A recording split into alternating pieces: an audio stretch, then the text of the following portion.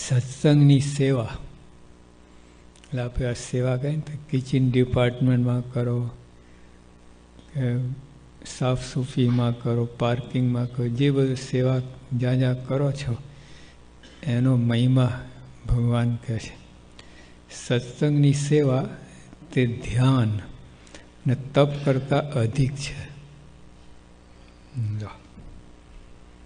ધ્યાન કરો, તપ કરો, એના કરતાં આ સેવા અધિક છે.